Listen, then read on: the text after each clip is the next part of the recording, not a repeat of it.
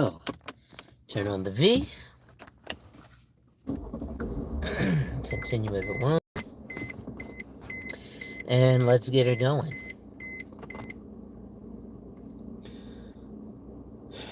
Salute, folks. Some light in here, huh?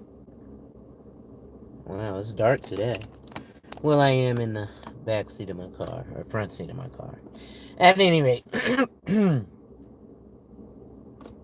salute, folks. It's your boy, the insurance junkie, your fiduciary fella, the all-star advisor Alonzo Hall, your social media insurance broker. And I've returned today to weapon tap on your head with another ADH Wealth Solution article. Today's article is from Benzinga. Mark Cuban proposes an essential service free for less than $2.5 billion a year. Before I go in, ladies and gentlemen, make sure you hit that like, drop a comment, subscribe, and hit that notification bell so you're made aware every time I release new content. And as always, share. Salute, Intellectual Soapbox. And as always, to contribute to channel growth or to schedule an appointment with a licensed financial professional, the links are in the description of this video. Business Connection, what's going on? I'll put the link. Oh, shit. You know, I usually put the link in the chat for the article. This one is from Benzinga. So let's take a look at it. And you guys know I do my blunts and books. My week was okay. I ended up having to cancel my webinar for yesterday because both me and the mortgage guy both had, I guess, 24-hour bugs. We both got sick. We're both in the hospital throwing up. It was crazy. So, in a recent Twitter exchange, billionaire entrepreneur Mark Cuban shared a thought-provoking idea about making medical school free. Now, if you guys don't know, recently a billionaire actually did something similar, making a Manhattan school free for those students. And she paid about $1 billion. So, it says, his comment came in response to a tweet from Dr. Anish Koka, who posted a video of Vivek Ramaswamy, an entrepreneur and politician, discussing how the best and brightest are no longer choosing careers in medicine. Cuban proposed that the government offer free medical school for all students, for less than $2.5 billion a year. TWP was popping. According to him, there are fewer than 25,000 medical students in the United States of America. On the spot, what's going on? And despite the high cost of medical education, the total expenses per student are less than $100,000 per year, except for the most expensive schools. He also suggested that the cost of medical education should be limited to less than the COLA adjustment, or cost of living adjustment, increases. And eventually, the investment in making medical school free would quickly pay for itself, removing financial barriers. Now, this is something that a billionaire has already done earlier this year in I think it was Einstein Medical School in Manhattan. So if you'll notice, the billionaires are like, whoa, people are getting sick. We need more people in the medical field. So that's why they've got a lot of that going on. I don't have my light on, but once I spark my J, you guys will see the light from the weed smoke. He goes on to say that making medical school free would eliminate a significant financial barrier, increasing the number of applicants. The added benefit would be that the quality of applicants would also go up, as not only the wealthy or those willing to take out loans would pursue medical school.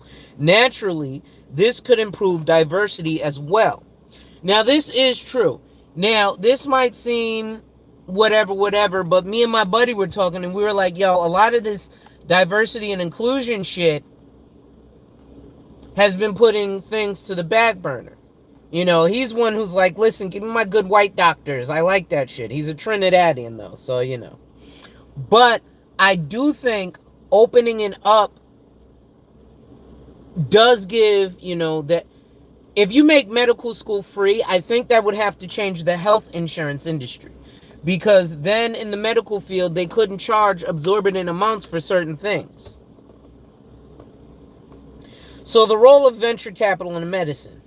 Cuban also mentioned that a lot of VC money is available to use artificial intelligence to change medicine and healthcare. He argued that future doctors don't need to depend on the NIH for support. Instead, smart venture capitalists and companies could pay for these students' medical school costs in exchange for them working for the company for 5 years after graduation. Now that seems cool too, right? Hey, listen, GlaxoSmithKline, pay for my medical school, and then when I'm out, I'll be a scientist and I'll work for GlaxoSmithKline for 5 years. Or Novo Nordisk, or whatever, or Pfizer, or all these big drug companies, right? That you figure, oh shit, I just went out of the article.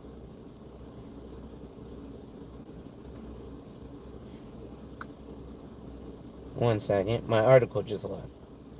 It opened up another article on me. What's going on? Okay, here we go. So, benefits for the American people. Moreover, having more medical professionals would mean better access to healthcare services for everyone. This could shorten wait times, improve the number of doctors available for patients, and ensure more people get the medical attention they need when needed. Easier access to care would also help catch and treat illnesses earlier, leading to better overall health and a higher quality of life for many Americans. Ladies and gentlemen, if you ask me, I think that's a great idea, right? This was a really short article. I didn't expect it to be so short. But if you ask me, it's a great idea, right? Because these are billionaire, and $2.5 billion to these multi-billion dollar, multi-trillion dollar conglomerates is not a lot. Now, let's read the next article from Benzinga, which says stocks hit record highs, central banks cut rates, tight U.S. job report dampens Fed easing hopes this week in the market. So, this is what Nick K9 averages with his opinion buys. Not selling covered calls or spreads. Buying options. Well, most traders don't even have a winning percentage, 27% buying options. So, most day traders don't have a winning percentage of 27% buying options. So all these guys who are telling you to sign up for their options course and they're making 84 and bazillion percent. If you guys saw my video the other day on the math of gains and losses, when they lose 75% to get back to that $1,000, they have to earn 300%. He has an 83% win rate. But here's how he does it. The stock market extended its bull market rally for another week, with fresh record highs for both the S&P 500 and the tech-heavy NASDAQ 100 indices. The tech sector, particularly the chipmaker industry, as tracked by the iShares Semiconductor ETF SOSX, led broader market gains driven by strong investor optimism. NVIDIA, ticker symbol NVDA, market valuation hit $3 trillion on Wednesday, briefly surpassing Apple, ticker symbol AAPL, as the second most valuable U.S. company before experiencing a slight pullback by the week's end.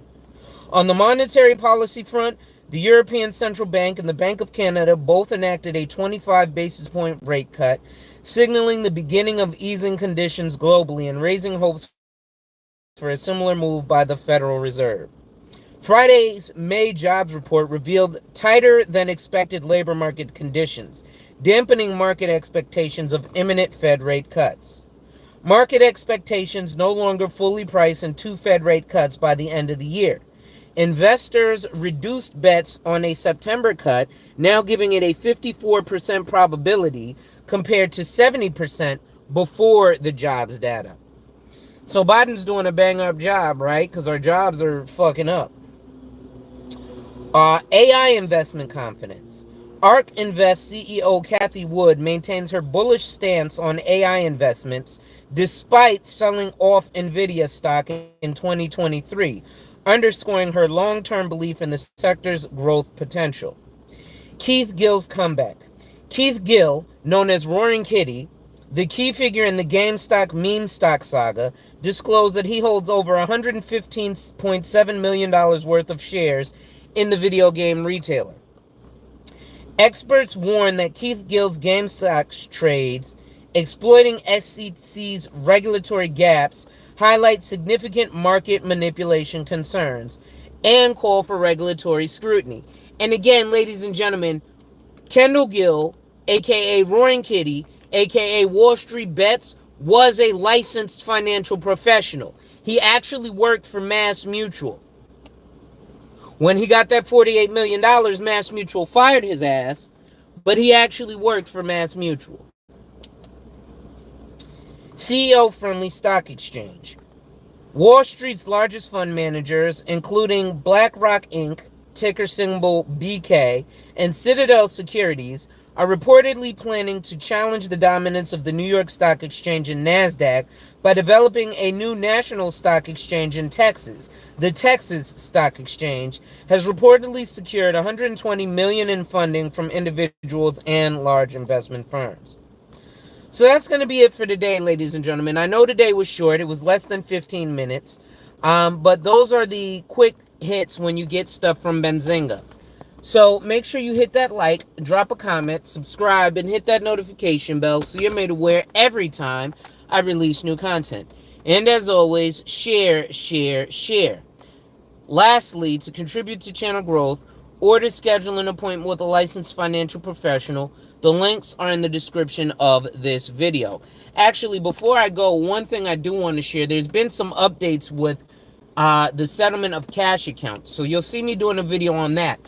Cash accounts are now going to settle almost the same day. So you think for day traders this would be a good thing because they're like, oh, well, there's, now you don't have to worry about margin because your cash can settle the same day. But if you do them 4 trades in a week, you're a pattern day trader, which means you have to have a margin account. So anyway, wipe ass, work in progress every day and see success. And remember, ladies and gentlemen, when people challenge you, they don't challenge you to challenge you, but they challenge you to challenge you. Accept the challenge. Salute.